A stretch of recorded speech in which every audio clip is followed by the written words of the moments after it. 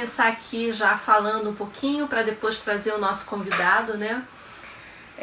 Primeiro, super boa noite a todos, né? Hoje é a nossa 10ª live, voou, né? O tempo voou. Eu digo que é a primeira temporada que está acabando hoje, mas a gente tem uma segunda temporada aí super caprichada também, com temas incríveis. E se vocês tiverem temas de interesse de vocês, manda pra gente ou pelo e-mail do Bistrô, que é contato@carreirabistrô.com.br, ou pelo Insta. Manda pra gente porque ajuda, né, nessa curadoria. Na semana passada a gente teve, né, a Anna Mockney com a pesquisa da Deloitte, que falou sobre o Human Trends. Gente, foi tão incrível, porque foi incrível, né? Apesar da conexão não tava legal, mas isso não tirou o brilho de jeito nenhum. E foi tão legal que, assim, depois mais de 300 pessoas assistiram a gravação, né? Que fica lá no nosso timeline. E muitas pessoas fizeram comentários e falaram que acharam super bacana o tema nesse momento. E nós do Bistrô já começamos a realinhar todo o nosso trabalho para as tendências, né? Então, nossos materiais, nosso olhar está todo alinhado às tendências. Agradeço muito a Anna Mockney, que nos deu essa oportunidade de ouro de poder falar de um assunto tão atual e, enfim, a generosidade dela de ter compartilhado isso com a gente, assim, uma pesquisa fresquíssima. E para adiantar, não quero perder tempo, e pode ser que no final também fique apertado, na próxima semana o tema é muito legal também, gente. A gente vai falar sobre protagonismo e liderança feminina. E a gente convidou a Amália Fischer, que é doutora em comunicação e cultura pela UFRJ e cofundadora e coordenadora do Fundo Elas. O Fundo Elas, para quem não conhece, já nasceu há 20 anos, é uma estratégia para o avanço dos direitos da mulher e mobiliza recursos no Brasil e no exterior com empresas, fundações, organismos internacionais e pessoas físicas para investir exclusivamente na promoção do protagonismo e da liderança feminina.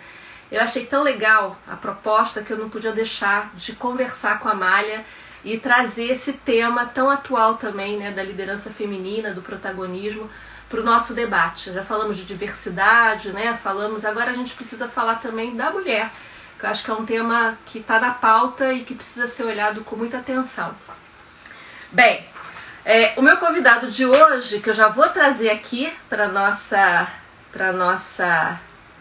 deixa eu só fazer aqui um negocinho, da tela principal. Eu já vou começar a falar enquanto a gente espera ele chegar, né? Esse teletransporte. É o Caio Brizola. Caio, super boa noite. Boa noite. Eu preciso dar umas palavras antes para poder... O Caio, antes de tudo, gente, primeiro ele é um cara incrível, né? Antes de falar do profissional, a gente tem que falar da pessoa. É de uma generosidade, é uma pessoa sempre pronta para ajudar. E eu falo isso assim de carteirinha, porque a ajuda dele diversas vezes e por isso ele se tornou meu mentor. Porque quando o assunto é cultura, eu recorro ao Caio, porque além dele ter me formado na certificação lá do Barrett, com toda a maestria dele, ele se torna presente, né, na vida das pessoas com quem ele se relaciona. E na minha, sempre foi assim. Quando eu tenho qualquer questão, qualquer dúvida, é um e-mail, é um WhatsApp, é uma ligação, e ele com uma generosidade, conhecimento, ele está sempre presente. Eu não, mas eu estou trazendo para mim muito assim, muito grata por tudo, Caio. E o Caio, além de ser, né, esse cara incrível, né, que assim, já falei, ele hoje é o CEO, né, fundou a Performance, que a gente trabalha com o aspecto da cultura organizacional, falar muito mais do que eu. E ele é o Global Partner do Barrett Valley Center no Brasil, com muita honra e representatividade. Então, Caio, super bem-vindo. Muito obrigada pelo encontro. Muito obrigado pelo convite. Boa noite a você, a todos os convidados. E parabéns pelos 10 anos, né? Porque eu acho que essa iniciativa que você teve foi para celebrar os 10 anos aí da sua empresa, que muitas coisas bacanas fez para clientes. Então, eu também me sinto honrado de estar aqui contigo e, obviamente, com seus convidados para a gente falar de um tema que pessoalmente, né, para mim é apaixonante. Eu vivo disso faz um tempão. Também, sem desmerecer, de certa maneira, todos também falam e abordam, ou estão ancorados na questão da cultura. Para mim, esse é um dos mais importantes, né? E com o qual eu trabalho e me envolvo diariamente, né? Direta ou indiretamente. Mesmo quando eu vou fazer um programa de desenvolvimento de liderança, eu estou conectada com a questão da cultura daquela organização. Então, para mim, é um tema muito presente e que eu quero estudar e conhecer cada vez mais. Bem, eu vou começar porque a gente tem tantas coisas e as pessoas já sabem, eu conto, Caio, para eles que a gente faz reunião. Porque vai vir para cá para falar qualquer coisa. Então, a gente quer falar de uma maneira fluida e aproveitar o tempo da melhor forma possível. E na nossa conversa de alinhamento, que foi segunda-feira, para mim é uma grande aula de aprendizagem, a gente falou não só sobre cultura, mas a gente falou de um momento de crise, de incerteza, de cicatrizes, né? Você usou essa palavra é sua. Aprendizado. E esse vai ser o foco da nossa conversa, evidente. Eu aproveitei, inspirada em você e em todo o processo de aprendizagem que eu venho tendo há anos, e resgatei um dos livros uma das Bíblias que a gente tem, que é esse, né, a organização dirigida por valor. Legal. E você sabe que eu final de semana para cá, eu reli, e eu já encontrei uma frase que eu acho que tem tudo a ver com esse início, fazer uma pergunta. Tem a ver com o que a gente falou segunda-feira, né? Estamos com a turbulência e a mudança, a cultura e os valores se tornam a maior fonte de continuidade e coerência, de renovação e sustentabilidade. Isso. Fez um sentido para mim. Eu falei, caramba, né? Que bom que eu estou relendo e tendo contato com esse momento tão diferente. E aí, muito em cima dessa questão, antes mesmo da gente avançar e falar do momento, das organizações, das lideranças, eu acho que cabe uma pergunta assim, bem didática, né? E você é a melhor pessoa para responder. Primeiro, Caio, assim, fala pra gente o que é de fato cultura, qual é a sua importância, o que a cultura pega, né? E, enfim, vamos atuar para a gente ter um foco e um olhar para isso ao longo da nossa conversa. Tá legal. Olha, a gente vê vários enunciados de cultura, missão, visão, valores, né? Quando a gente entra numa empresa, a gente vê símbolos, né? A gente pode pescar, a gente pode captar as mensagens da cultura de diversas maneiras. Mas para mim, para a gente definir a cultura de uma empresa, é importante a gente olhar como as coisas acontecem, como os problemas são resolvidos e, principalmente, como a empresa, leia-se, principalmente liderança, toma decisões. Essa é uma maneira simples de ver, porque o que motiva, o que nos orienta para tomar decisões são, na verdade, os nossos valores, o nosso mindset, as nossas premissas. Então, se uma empresa toma decisão de maneira centralizada, né, se até o seu presidente assina, inclusive, contratação de estagiário, com todo respeito, mas ele fica se metendo em coisas, né, muito detalhadas do dia a dia, então esta empresa muito provavelmente tem como uma característica uma cultura centralizadora. Vamos para um exemplo completamente diferente, uma palavra da moda, locracia, né? Você pode ter empresas que já existem células semi-autônomas, né, pessoas juntas numa mesma área física, depois do Covid, mas pessoas de áreas diferentes, times multidisciplinares tomando decisões ou sem chefe, ou com um chefe que tem mais um papel de mentor. Então, essa empresa tem uma característica diferente, porque ela resolve os problemas de maneira diferente, ela toma decisões de maneira diferente. Eu me referi ao quadro, né, e à definição de missão, visão, valores, mas o que interessa é quando eles são praticados, né? Então aí vem um outro mantra de cultura, que é congruência entre o que se fala e o que se faz. Então, tem enunciados fantásticos de cultura, mas eles não acontecem. Então, se você perguntar para mim, eu vou dizer que o que vale é o que acontece, não exatamente o que está no quadro. Segunda parte da pergunta, por que cultura é importante? Cultura, plagiando a Harvard Business Review, é aquela cola que une as pessoas, é aquela coisa invisível que faz as pessoas se identificarem com a empresa, se engajarem, se comprometerem, né? Porque muito provavelmente o que elas pensam, a forma que elas atuam, seus princípios, seus valores batem com a empresa. E quando a cultura é bem gerenciada, é uma maravilha, porque a empresa consegue contratar pessoas que combinam com a cultura dela, essas pessoas tendem a ficar mais tempo, tendem a ser mais produtivas, mais felizes, ajudam a empresa a gerar resultados, portanto, elas vão ficar mais tempo e aí nós temos uma história de sucesso de longo prazo. O inverso também é verdadeiro. Se a cultura for mal gerenciada, e a gente faz um quadrinho maravilhoso, mas principalmente os líderes se comportam, ditam regras de maneira completamente diferente, aí nós vamos ter muita confusão, né? Nós vamos ter gente saindo, nós vamos ter perda de dinheiro, perda de resultado, até perda de cliente também, tá? Super. Até tem um fala muito, né? A cultura ela é uma bússola, é uma orientadora, né? Né? Da forma de se tomar decisões, né? Exatamente, isso. E se você me permite, já que você me deu essa dica de bússola, né? Você fez uma fala também sobre crise, né? Eu costumo dizer que a cultura é um dos maiores aliados da empresa para sair da crise. Muita gente me faz essa pergunta. Pô, na hora da crise a gente coloca a cultura na gaveta, a gente dá um tempo e começa a cortar custo. Não, muito pelo contrário. Eu consigo entender que em épocas de carência de recursos, nós, pessoas físicas, e as empresas não são diferentes, a gente provavelmente dá uma apertada no cinto.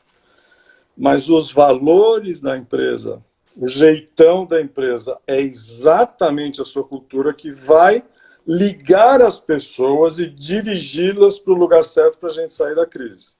Então, se na crise a gente esquece da cultura, joga de lado, põe na gaveta, receita de fracasso. A gente tem que fazer dos nossos valores, do nosso mindset, do jeito que a gente sempre usou para tomar decisão, a gente tem que fazer disso um aliado para sair da crise. Super. Falar mais disso, porque a gente vai falar também, evidentemente, do momento, né? E a gente tem como fugir desse assunto. Mesmo que a gente está com a perspectiva positiva de transformação, a lógica da live, né? Não tem como a gente falar do momento atual. Mas antes de fazer essa pergunta, eu tenho uma pergunta. Adorei que você trouxe isso para a nossa conversa, que é assim, que é do Peter Drucker, né? Que é a história da cultura se alimenta da estratégia. Na verdade, a cultura se alimenta da estratégia no café da... Tem a ver com o resultado, tem a ver com... Né? Então, traz um pouco disso. Essa frase é incrível, né? O Peter Drucker, quando provavelmente disse isso, ele estava imaginando que a cultura é um dos enablers. Em inglês, de vez em quando eu falo inglês, não é para dar mais de gostoso, pelo amor de Deus, é que às vezes a palavra fica mais fácil. Mas é uma das coisas que suporta, que ajuda a estratégia. Então, a cultura, quando ele diz que come... se alimenta da estratégia do café da manhã, é porque a gente sempre, eu quando ajudo as empresas a definirem sua cultura, uma das principais coisas que a gente analisa antes é a estratégia. Para onde que essa empresa vai? A estratégia de crescimento rápido, orgânico, a estratégia de manutenção de posição, é abrir mercado, é mudar o portfólio, seja qual for a estratégia, ela é um direcionador para a definição da cultura. Com isso, eu também já devo estar trazendo um conceito que não tem mais esse negócio de cultura durar 100, 200 anos. Isso também não já era. A missão é mais perene, porque a missão da empresa ela diz para que a empresa existe, mas a gente, por esse mundo maluco e VUCA que a gente está vendo, é muito comum a gente revisar a cultura e normalmente, aí eu vou dar uma opinião um pouquinho diferente do Drucker, talvez... eu tenho visto algumas empresas trabalharem cultura e estratégia juntas. Eu já fiz muito trabalho depois da definição da estratégia. Bom, agora vamos definir a cultura que serve de suporte de enabler para a estratégia. Parece que faz sentido. Mas eu também estou vendo empresas, mais e mais empresas, fazendo as duas coisas ao mesmo tempo. Ou seja, talvez a cultura não se alimente da estratégia, mas ela vai junto com a estratégia, ou ela faz parte da estratégia da organização, de tão importante que ela é. Eu estava a Tauana que trabalha na minha equipe, né? Nós somos a gente estava discutindo sobre isso hoje. Eu falei assim, eu vou colocar essa pergunta no ar para o Caio, para ele trazer um olhar para isso, porque eu também vejo isso. Eu vejo muito integradas, né? Uhum. E não há como, e é muito interessante, às vezes quer trabalho de consultoria, e aí a gente quer entender a estratégia, mas eu não preciso, o trabalho não é esse. Imagina, se você não entender exatamente o movimento que a empresa está fazendo, como é que você pode contribuir, né, para todo o processo de, enfim, de desenvolvimento, de definição clara de valores, não tem a menor condição. Então, eu achei interessante te perguntar isso, para que pudesse também ter essa clareza que se complementam e o sentido que isso traz no resultado final. Bem, para a história da crise, porque você falou sobre isso na sua primeira resposta, o quanto que em momentos de crise a cultura tenta, né, traz o norte, orienta e ajuda a tomar. E eu peguei até uma ação sua que eu achei bem legal, né? Nesse momento do né, exatamente as cicatrizes que estão se deixando, seja as perdas que a gente está tendo de pessoas, mas também de mercado de trabalho muito afetado, né? Sim. O Barrett fez uma pesquisa mundial, eu sei que você está interpretando os dados, até no seu blog tem alguns resultados bem interessantes para serem vistos, né? Uhum. E fala sobre o impacto nas pessoas e organizações, e você traz uma lógica dos atributos culturais e das novas práticas que as empresas precisam desenvolver. Isso é legal, eu queria te ouvir, Caio. Legal. Como você está analisando esse momento, como é que são os movimentos, né? Legal. Eu vou falar então de dois momentos. Eu vou falar durante a crise e talvez o que a gente já começa a vislumbrar de mudanças porque a gente está convencionando chamar de novo normal. Durante a crise, como ela pegou todo mundo de calça curta, né, não adianta a gente dizer que as pessoas, as empresas estavam preparadas. O Bill Gates falou nela 5, 7 anos atrás, ninguém deu muita bola, pegou todo mundo de surpresa. Então, o que a gente vê o que está acontecendo durante a crise? Eu acho que ainda nós estamos na crise, né? Não acho que a gente se livrou dela ainda. Primeiro, uma chamada para adaptabilidade, quer dizer, o mundo mudou muito rapidamente. Tem gente dizendo que as coisas que poderiam demorar 5, 7 anos para acontecer, elas estão acontecendo em meses. Então, todo mundo teve que se adaptar a situações completamente diferentes, não só a situação que a gente está vivendo agora, a gente está fazendo uma live, todo mundo trabalhando em casa, né? Reuniões online, cursos online, decisões online, né? Tribunais trabalhando online, enfim, um monte de coisa online. Essa é uma delas. Então, adaptabilidade, sem dúvida nenhuma, foi o nome do jogo. Uma outra coisa que a gente começou a ver é mais colaboração. Então, e eu diferencio colaboração de trabalho em equipe, tá, pessoal? Trabalho em equipe, para mim, as duas coisas são relacionadas, mas não são exatamente a mesma coisa. Eu posso ter trabalho na minha equipe, mas colaboração é do lado. Então, deu para perceber que as pessoas de áreas diferentes estão tendo um olhar mais holístico, mais integrado e, portanto, estão colaborando, porque está todo mundo em dificuldade. Terceiro ponto importante, antes da crise, a gente via nas organizações, quando eu fazia diagnóstico, muita burocracia, muito controle e um peso muito grande da hierarquia. Só para citar 3 valores que a gente chama de limitantes pela nossa metodologia. Parece que isso diminuiu a importância. Parece que na crise, não sei se é por causa do home office, talvez pela facilidade com que a gente acabou tendo de se adaptar a lives e a conversas, reuniões virtuais, esse negócio da hierarquia perdeu um pouco de importância. As pessoas estão se sentindo mais à vontade para trabalhar e para falar. A burocracia diminuiu, pacas, e o controle também, que é uma coisa importante. Por incrível que pareça. Oi, pois não, pode falar. Eu estou achando super interessante, porque falando dos níveis de consciência, né, e faz sentido isso, né? Exatamente. Por incrível que pareça, apesar da gente estar no século XXI, eu conheço várias empresas cujos gestores ainda, acho que antes da Covid, tinham uma boa resistência a home office, né? E a gente viu por quê, né? Porque tem que ficar com os pintinhos debaixo da asa, né? Porque senão não confia que o cara vai trabalhar. Ele passa o e-mail, daqui 5 minutos vai lá na mesa do cara, já fez o que eu te pedi?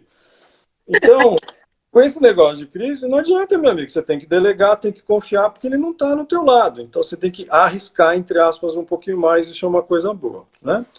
Agora, tem uma coisa que eu deixei por último que eu acho fundamental. Eu estou sentindo uma conexão maior dos líderes com as pessoas. Todo líder tem vários papéis. Ele é líder do negócio, é líder de uma área, ele tem que dar resultado, ele tem que cuidar de processos. Eu acho que um líder, na acepção da palavra, ele também tem que ser um representante da empresa para a sociedade, porque a empresa tem que produzir coisas para a sociedade, tem que cuidar de sustentabilidade do ambiente, bababá.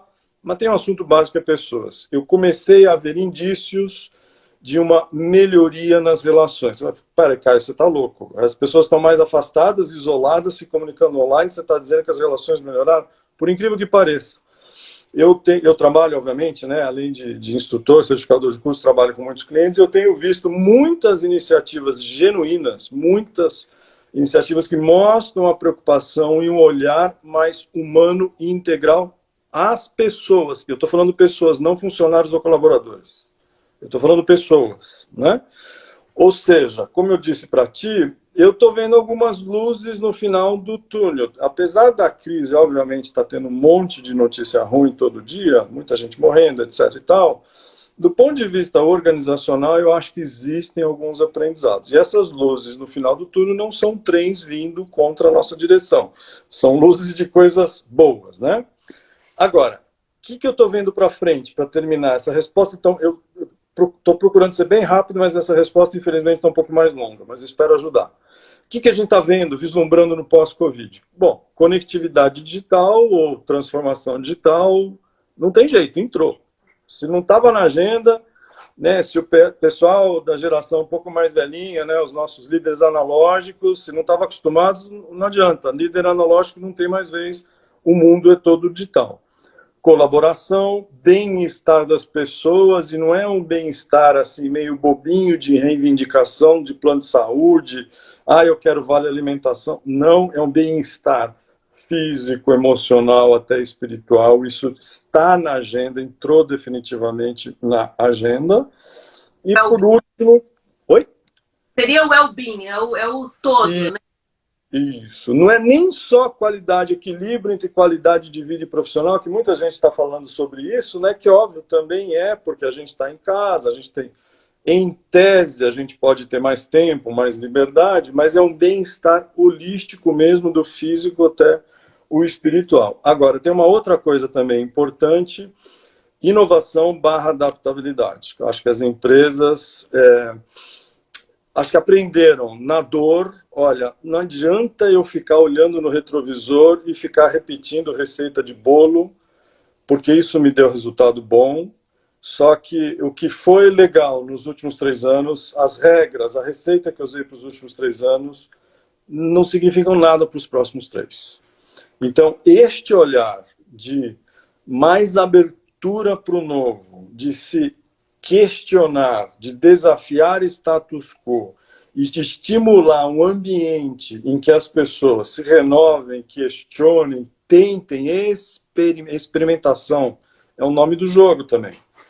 Porque, infelizmente, para terminar, infelizmente ou felizmente, por outro lado, eu acho que outras crises virão. Não necessariamente por conta de vírus e saúde, mas é bem provável que nesse mundo de muita incerteza, tecnologia, muita mudança, a gente vai ter outras situações em que precisaremos nos adaptar e nos reinventar. Olha, assim, né, concordando, trazendo o aspecto da cultura com estratégia.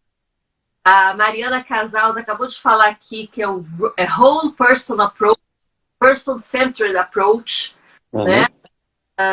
Enfim, acho que as pessoas estão aqui. Gente, se alguém tiver alguma coisa, por favor, traga também, porque o Caio, ele é objetivo e preciso. Então a gente consegue bem o tempo, poder explorar alguns outros aspectos, mas acho que as pessoas estão aqui todas acompanhando, trazendo aqui confirmações super positivas do que a gente está falando.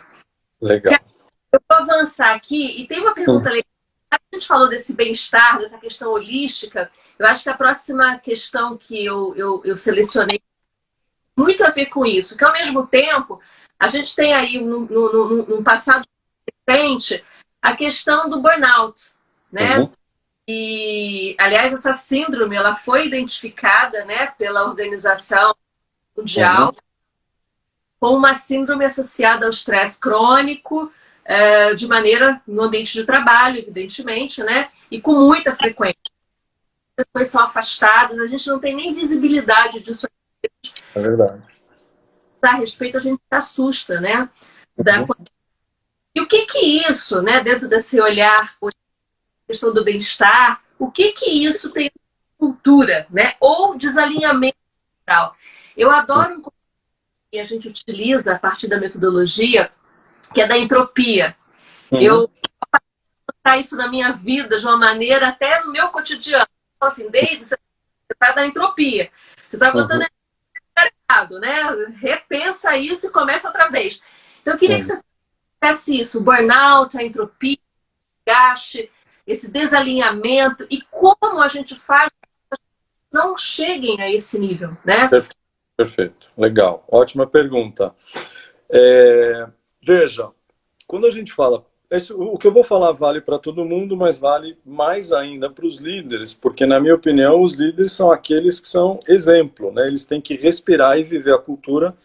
Todo mundo tem, mas principalmente os líderes, porque eles mobilizam, eles tomam decisão com base em valores, aquilo que eu falei, né? Eu até escrevi um blog sobre isso, né? Depois que a OMS considerou burnout como uma doença, uma das doenças muito importantes do trabalho, inclusive, do século XXI. Um dos motivos que eu associo é realmente o misfit ou desalinhamento cultural. Vamos pensar juntos. Se eu estou numa empresa que o santo bate, eu sou um cara de time, eu estou numa empresa que valoriza trabalho em time. Ou não, eu sou um cara individualista, estou numa empresa que valoriza trabalho individualista. Eu sou um cara de inovação, estou numa empresa que valoriza inovação. Ou eu sou um cara de muita flexibilidade, de muita criatividade, eu estou numa empresa que me poda. Ou seja, o que eu quero dizer? O burnout, principalmente para executivo, surge, as pesquisas mostram que tem surgido quando o executivo está no ambiente, está numa empresa em que os valores, os princípios, o mindset não bate com os dele. Então é aí que eu chamo isso de misfit, desalinhamento, trombada cultural. Então eu fui contratado para ser um executivo para, entre outras coisas, servir de role model, de exemplo, no que diz respeito à cultura, mas eu não gosto da cultura, eu não me identifico com a cultura. Não é aquela empresa aquele jeitão daquela empresa de tomar decisão, de resolver os problemas, como a gente falou, não é o meu jeito. Não tem, é quase que matemático, exagerando um pouquinho. Vai uma hora somatizar. Uma hora essa pessoa, inclusive, o burnout, ele está no limite, mas antes disso, essa pessoa pode ter alguns problemas de saúde, alguns problemas físicos de saúde, né? Depois vai para estresse e pode ter burnout. Existe uma empresa que faz uma pesquisa todo ano com as 2.500 maiores organizações de capital aberto do mundo. Essa empresa verifica as razões de saída dos CEOs. Em 2018, 39% dos CEOs dessas empresas saíram por problema de comportamento misfit. Então, esse é um assunto gravíssimo. Ele é muito importante. Eu estou aqui falando de CEO, estou falando de líder, mas vale para todo mundo, né? Veja, coisas maravilhosas acontecem quando eu estou no ambiente, quando eu estou numa empresa em que há afinidade de valores, de jeitão, de cultura. Eu me identifico, eu me engajo, me comprometo. Eu posso até trabalhar alguns dias, várias horas a mais, e não sinto muito as horas passarem, porque eu estou identificado com o propósito. Já já a gente podia falar um pouco de propósito também. O inverso é verdadeiro. Se eu estou numa empresa que não bate, eu vejo pelo em tudo quanto é ovo. Eu acho o problema em tudo quanto é lugar. eu vivo cabisbaixo, vivo frustrado, né? Aí a entropia me domina e eu não sou um cara produtivo, né? Então, de repente, a empresa nem tem tanta regra, a empresa nem tem tanta burocracia, porque burocracia um pouquinho também é importante, mas eu vejo muita burocracia, porque eu sou um cara que não quero regra nenhuma. De novo, não tem certo, não tem errado. O ponto é que existe um misfit, um desalinhamento muito grande, vai haver sofrência. E no limite, essa sofrência se chama burnout. Aliás, você falou disso, não existe cultura certa ou errada, né, Caio? Não. Vamos só fazer um parênteses logo de cara, né? Vamos esquecer de aspectos éticos, né, de princípios morais, né? Vamos colocar isso de lado, porque eu acho que nós não vamos discutir esse tipo de coisa. É óbvio que todo mundo aqui entre nós gostaria de trabalhar numa empresa ética, então a gente não vai discutir isso.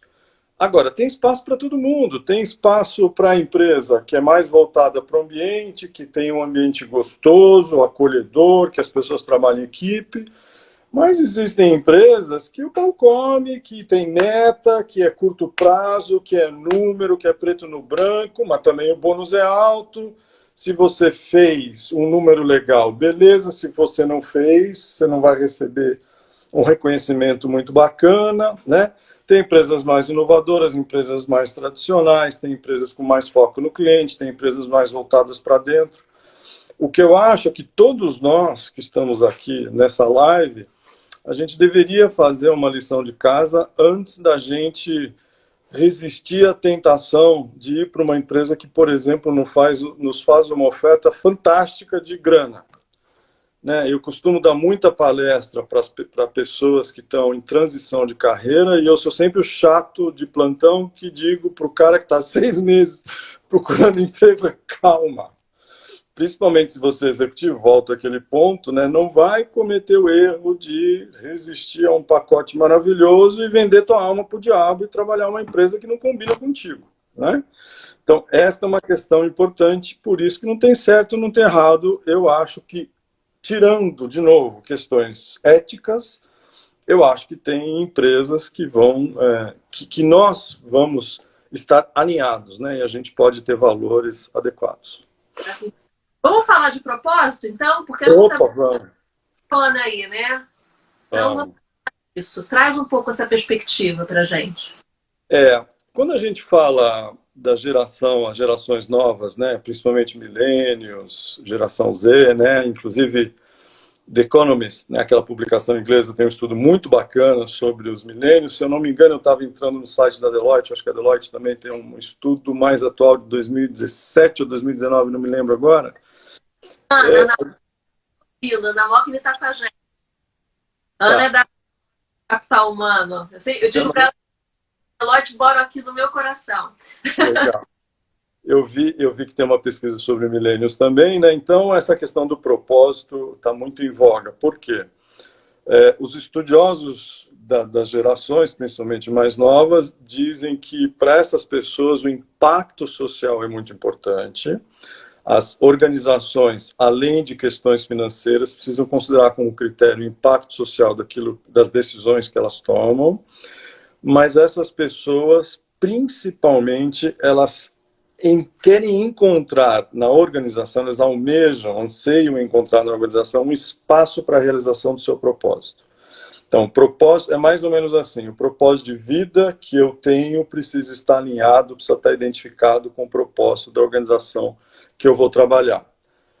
De outra maneira, ok, marca é bacana, né, uma organização com produtos legais, uma organização conhecida, mas cada vez mais as pessoas querem entrar um pouco mais a fundo e entender a resposta não sobre o que a empresa faz, mas para que e por que a empresa faz certas coisas, né?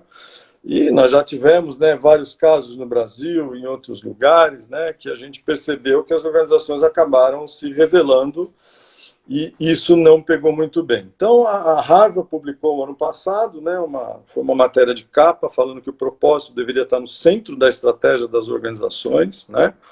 Pelo que eu vi da Deloitte também, uma das 3 principais coisas, junto com perspectiva, potencial, propósito, parece que é uma coisa que também está no cerne, é uma questão que está na agenda dos RHs, dos executivos, e está muito ligada à cultura, né? Porque o propósito de uma empresa revela o jeitão, revela o mindset, a mentalidade, os seus valores, os seus princípios norteadores em que ela toma decisão.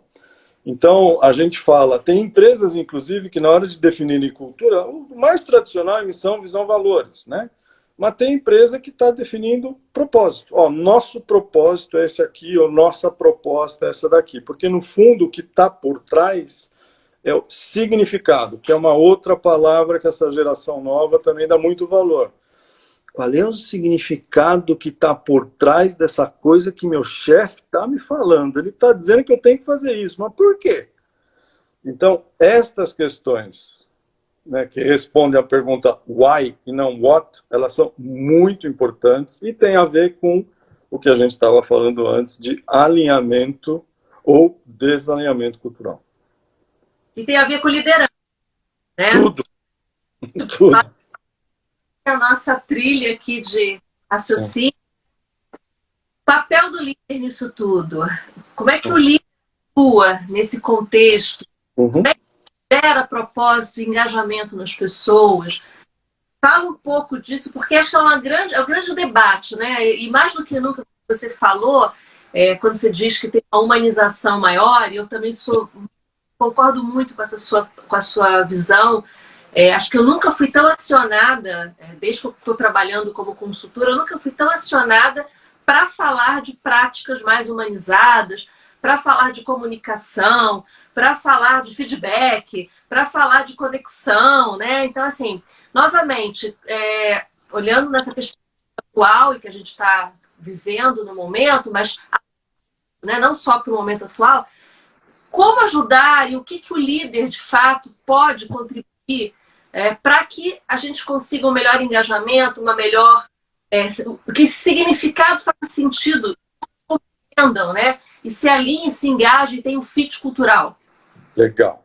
Primeiro vamos falar duas coisas sobre quem é líder. Líder não é chefe, né? Chefe distribui camisa, tarefa, job description e cobra todo mundo. É chefe, não é líder, em primeiro lugar. Ana levantou aqui a mãozinha, perspectiva, potencial e propósito, e pertencimento e significado, né? Ela tá... Fechou, beleza, tá bem atenta, legal. Então, primeiro que líder não é chefe, né? Nós estamos falando de outra coisa, né? E também líder, na minha opinião, embora a gente vai falar bastante daquele líder que tem um pouco mais de poder, que tem o cargo, mas líder não necessariamente está associado ao cargo.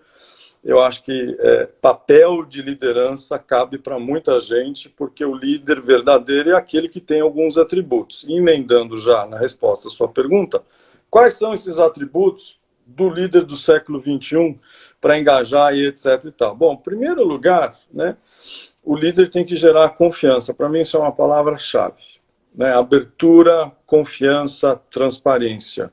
E começa com ele. O líder tem que praticar aquilo que ele fala. O líder que fala uma coisa bonitinha para meia dúzia de pessoas, vira as costas e faz uma grande besteira de maneira incoerente, ele não gera confiança nas pessoas. Ele não gera, aliás, credibilidade. Então, a primeira coisa é o líder ser fiel, ser íntegro, praticar aquilo que ele fala, essa é a primeira coisa. Segunda coisa, eu acho que a gente cada vez, eu esqueci também de dizer, a Covid também está nesse processo de humanização, de colaboração, eu acho que ele está convidando a gente a ter um olhar mais atento ao outro, e aí eu venho com a palavra empatia. Então, o líder cada vez mais tem que ser empático. E empático não significa julgar. Eu tenho que me despir das minhas lentes, dos meus critérios de julgamento, tentar me colocar no lugar do outro e entender por que ele está reagindo daquela maneira, por que ele tem aquela demanda, aquela necessidade que, de repente, para mim está resolvida. Mas não interessa a minha opinião, eu tenho que me colocar na dele. E com isso vem escuta, que é uma das coisas historicamente mais difíceis para os líderes fazer. Os líderes foram criados para serem criados não por pais e escolas, por empresas, vamos ser francos, para eles serem modeladores, para eles dizerem o que as pessoas têm e às vezes até como elas têm que fazer as coisas. Agora, hoje, nesse mundo de alocracia, nesse mundo dessa juventude mais questionadora e participativa, o líder tem que ouvir, ele é um grande mentor, ele é um grande coach, ele é um cara que estimula, ele é um cara que, para tirar o melhor potencial das pessoas e dirigir esse potencial para resultado, ele não precisa saber de tudo, ele não precisa ter o dom da verdade sempre, ele não precisa nem sempre, por incrível que vocês vão ficar meio loucos, nem sempre ele precisa dar direção, a direção pode ser definida de maneira compartilhada. Tudo bem, de repente não vamos dividir com todo mundo, com 10 mil funcionários, mas a gente pode usar processos mais participativos, né? Então, aquele negócio, o líder tem que motivar, estava até discutindo com uma pessoa outro dia, não, o líder tem que engajar, o líder tem que se colocar no lugar do outro para entender o que motiva o outro, não é que ele tem que motivar, ele tem que descobrir o que o outro precisa fazer para se motivar, aí ele ajuda. Aí ele cria condições, né? E por último, né, de novo puxando para o tema, né, a gente não pode esquecer que o líder, ele é o representante máximo da cultura da empresa. Aqui eu acho que vale a pena a gente falar também de papéis de líder e de RH. Os meus projetos de cultura eu vendo para CEO ou presidente do conselho, porque para mim eles são os verdadeiros guardiões da cultura. RH tem um papel absolutamente fundamental, mas o RH não é o líder de projetos de gestão ou transformação cultural. E não é uma crítica, eu acho que falando isso eu estou ajudando o RH, porque se ele assumir isso para si e o líder não comprar, Jesus, vai ser um inferno a vida dessa pessoa. Então a melhor coisa que pode acontecer é o líder consciente, né, ele ter consciência que ele é o grande dono desse assunto cultura. E aí, obviamente, a RH é um parceiraço de plantão. Fazer essa pergunta do RH, né? Eu ia te falar assim, quais são as considerações que você tem em relação ao papel de RH, mas acho que você já respondeu super bem. Uhum. É um grande parceiro, evidentemente, mas ele não é o dono. Isso aí está nas lideranças, na administração, aliás, está dentro da própria organização, né? Quer dizer, o todo precisa cuidar desse assunto. E não aquela bandeirinha do RH para si, a defesa de um papel que não cabe a ele desempenhar sozinho. De novo, né, como a gente falou que cultura e estratégia, acho que a tendência é caminhar juntas, né, eu acho que o RH deve participar da elaboração da estratégia da empresa, o RH deve participar da definição da cultura da empresa. Mas ao final do dia, né, quem é o piloto da estratégia, quem é o piloto da cultura é o grande líder, seja o CEO, seja o presidente do conselho, e de novo o RH aporta conhecimento, metodologia. Em RH a gente tem muito mensageiro de culturas, políticas, práticas, programas de RH falam muito de cultura, né? Mas eu acho que essa decisão tem que ser tomada no colegiado e aí o líder máximo, o líder supremo, ele é o principal responsável. Tem uma pergunta final para fazer para você, mas primeiro que as pessoas estão falando aqui do líder, que é alavancar performance e transformação da cultura. Uhum. Da mesma forma que apenas o papel em missão e valores não garante o que foi escrito como cultura da empresa. Comentários aqui bem fortalecendo o que a gente... Uhum. Fazer uma pausa para falar o seguinte, a gente vai fazer, tem uma pergunta ainda para fazer. A gente vai fazer o sorteio desse livro, né? Eu falei que é uma das bíblias de cabeceira que eu tenho na minha vida. Eu sei que para você também tem relevância. Inclusive, a apresentação dele é escrita por você, né? A abertura do livro, um texto magnífico nessa introdução. E a gente, Caio, a gente escolheu o seguinte critério. Eu venho cheio de critérios para poder ser injusta com ninguém. Acabei de receber aqui. Quando a gente publica, né, o convite para a live, a gente sempre tem alguns comentários na página do Instagram, dizendo, legal, que bacana, etc e tal. E aí a gente dessa vez, estou procurando aqui o meu papel, a gente dessa vez falou assim, quem primeiro for lá e curtir e escrever alguma coisa, estiver na live, vai ser o vencedor do sorteio. E a primeira pessoa que escreveu, eu acredito, não sei se está na live, tá? Mas a segunda eu sei que está, então vamos ver. A primeira que fez um comentário que foi, já está na minha agenda, foi a Raquel Carvalho de Castro. Mas eu não a vi aqui. Mas eu não quero cometer nenhum engano, por isso que eu estou falando. Raquel, você está por aí? Porque a gente só está dando o livro para quem está com a gente até o final. Uhum. Eu acho que não. Eu não vi Raquel entrar. E a segunda pessoa, eu vi que tá. Eu nem a conheço, mas é Raquel também, Irosa. Raquel Irosa é a primeira que também falou assim: já marquei na minha agenda. Então, Raquel tá aqui com a gente. Raquel, se você puder, dá um alôzinho aí nos comentários, para a gente ter certeza que você. E depois eu pedi que você nos mandasse seu endereço, para a gente mandar para sua residência. Vamos aguardar um pouquinho para ver se a Raquel ainda está. Se não estiver, eu tenho outro critério, pessoal.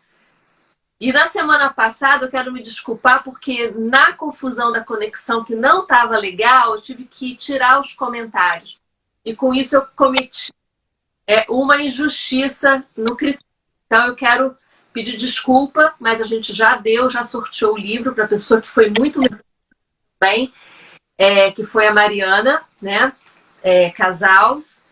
E dizer que a gente tem muitas cidades pela frente ainda e que a gente vai poder distribuir livros importantíssimos para vocês que estão sempre conosco, tá bom? Bem, eu ainda não vi a Raquel. Vamos voltar aqui, que eu só não queria deixar de falar nos 10 minutinhos finais.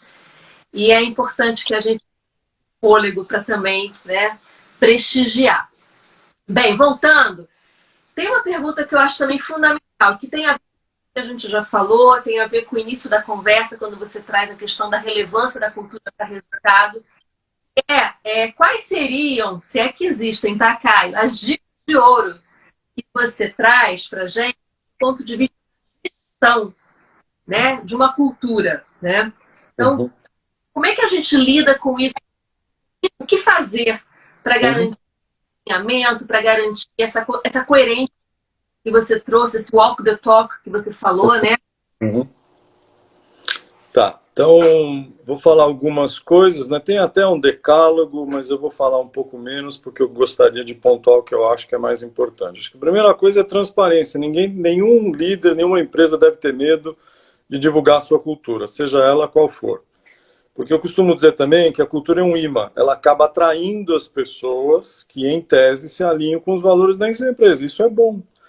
E desculpa a franqueza também, não quero ser ofensivo, como imã é o inverso verdadeiro, ela acaba expelindo também quem não conjumina, como a gente diz no interior. Né? Quando não combina, quando o santo não bate também. Então, ser transparente é interessante. Um outro mantra, eu já falei, é praticar. A empresa, você fez um comentário, né, que a definição de missão, visão e valores não garante. Claro que não. O que garante é a prática. O que garante são os símbolos, as práticas e os rituais, os processos, as políticas, as normas e principalmente os comportamentos da liderança. São essas 4 coisas que garantem. Então, se não houver coerência entre esses 4 pilares ou mensageiros e aquela cultura bonitinha, definida, não adianta nada, né? Acho que a terceira coisa que é muito importante é medir. A cultura é um ativo que precisa ser medido e assim ser gerenciado. Existe uma instituição financeira, Ocean Tomo, nos Estados Unidos, que além de tudo faz pesquisas também. E esses caras concluíram que já faz um bom tempo os ativos intangíveis, incluindo cultura, já são responsáveis por 84% do valuation das empresas. Eu vou repetir. Ativos intangíveis são responsáveis por 84% do valuation das empresas. Esse trem é importante, não é? Eu preciso cuidar dele direitinho. Se ele é um ativo, eu preciso cuidar. Se eu não cuidar direito, ele não vai dar o resultado, o retorno que eu espero dele, né? E o quarto ponto, só para ficar em 4, para não ser muito extenso, voltando ao nosso amigo líder. Veja, quando a gente fala em cultura, tem lá as políticas que eu disse para vocês, os símbolos, os rituais, tem várias coisas que nós podemos fazer na organização, RH principalmente, para mostrar para a empresa a coerência entre o que se faz, o como se decide e realmente o que está na pedra, entre aspas. Mas essas coisas não acontecem por osmose, não acontecem dessa maneira. Ou como o Barrett dizia, ou diz, né, na verdade, uma organização, a rigor, ela não muda, ela não se transforma. Quem se transforma são as pessoas. E se elas se transformarem, se elas mudarem, aí elas vão mudar as organizações. Então, vamos dar um exemplo do que está acontecendo com a Covid. A gente está vislumbrando várias coisas importantes que as organizações precisam fazer, precisam se adaptar a uma nova realidade. Ué, mas de que organização você está falando? Dos líderes delas que eu estou falando. Se os líderes dessa organização não tiverem consciência, não fizerem um esforço para mudar o seu mindset, na verdade, quando eu digo mindset, é tudo, né? É porque só dá para ver essa parte minha, né? Na verdade, se as pessoas não mudarem, a empresa não vai mudar. A mudança da companhia é reflexo da mudança da liderança. E se o líder não mudar, a gente provavelmente vai ter símbolos, rituais, políticas, processos confusos que não falam coisa com coisa. Entendeu? Então, estas 4 coisas, só para citar algumas, são muito importantes. Se eu puder citar uma quinta, vai só para terminar. Eu estou falando muito do líder, mas eu acho que tem uma... Falamos do líder, falamos do papel de RH. Mas tem um agente de mudança que também é muito importante. Eu chamo ele de embaixador da mudança. Isso também não é uma invenção minha. Tem muito case de sucesso que eu estudei.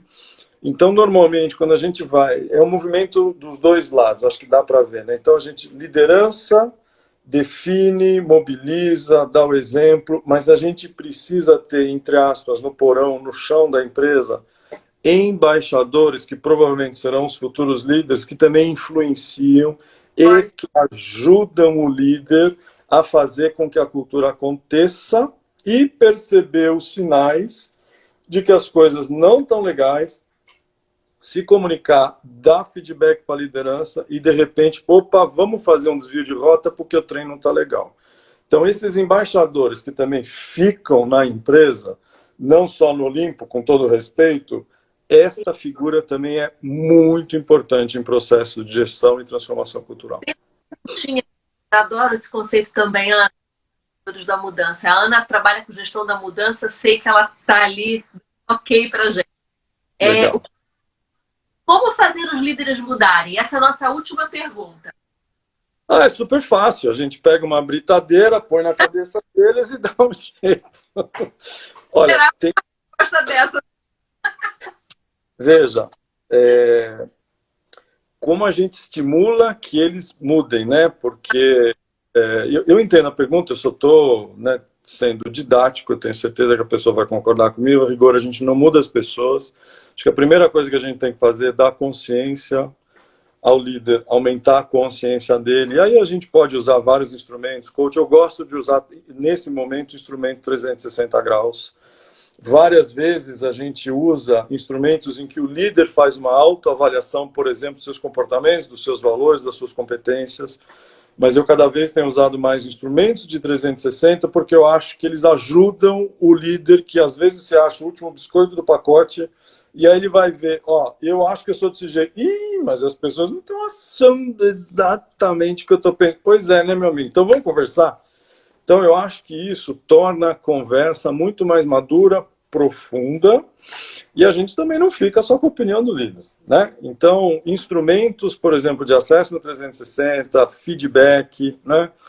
Esqueci de falar da palavra vulnerabilidade, um líder que cada vez mais está disposto, né, dentro daquele princípio de transparência e honestidade, demonstrar as suas vulnerabilidades. Isso é fantástico. Demonstrar vulnerabilidade, na verdade, é mostrar que ele é humano, que ele é tão humano quanto as outras pessoas da organização que ele está liderando, né?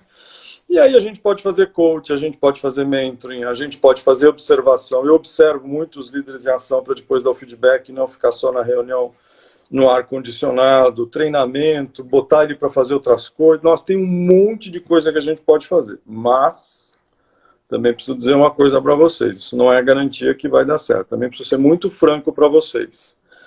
Principalmente em processos de mudança, transformação, no meio do caminho, vou afirmar que algumas pessoas vão pedir para sair. Isto é normal que aconteça, e vou dizer para vocês que é bom que aconteça. Se os líderes se convencerem, no meio de um processo de transformação organizacional, que eles não são as melhores pessoas para aquela organização, é melhor. É melhor que aconteça dessa maneira. Essa consciência é boa, porque evita a sofrência, né? Então, às vezes, a gente pode fazer acesso, pode fazer trocentas coisas. Para o bem de todos, é melhor que ele saia, né? Principalmente dele, inclusive, né? Então, a gente pode fazer um monte de coisa, pode fazer acesso no coaching, no treinamento, pode fazer medidas ao longo do tempo, pode fazer um monte, pode ter plano, pode tentar praticar o plano, mas a gente não teve muito tempo de falar. Além de valores, tem uma coisa que chama crenças limitantes, que às vezes servem de bloqueadores, né, de sabotadores, e no fundo o líder tem um discurso maravilhoso, mas ele não consegue. Então, nesse momento também, procura outra empresa, você vai achar uma boa. Marcelo Mancini aqui. Se o líder não líder. Perdão? Se o líder não mudar, mude o líder. É um pouco por aí. É isso. Nós estamos nos finalmente. Uma pergunta ótima sobre competências. Márcio, infelizmente a gente não vai conseguir responder. Temos 2 minutinhos. Primeiro, a generosidade, mais uma vez, do Caio, de ter comigo.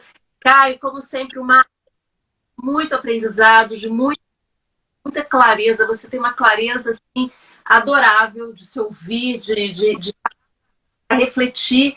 Eu queria te dar a palavra e já temos 1 minuto e 47 para sairmos da live. Não, vou ver se eu falo menos, então. Bom, primeiro, de novo, agradecer, foi gostoso, né? Tenho feito bastante nessa época de Covid, é super legal estar com vocês. Eu acho que uma mensagem para todo mundo: acredita em cultura, não é porque eu sou um profissional de cultura, não sou eu que digo isso, tem pesquisa para tudo quanto é lado.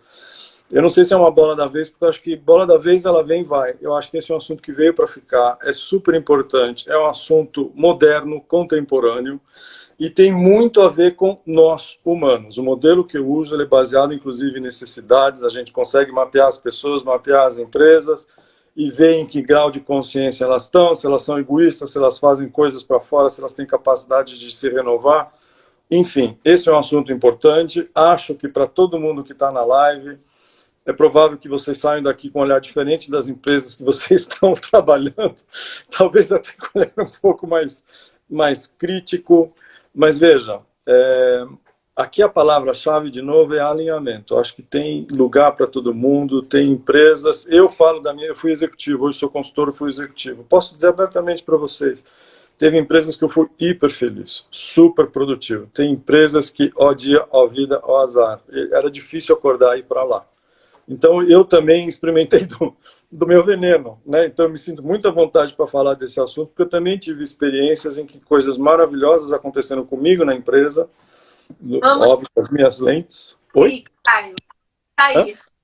Cair, o tempinho. Gente, vai. Caio, obrigada. Valeu.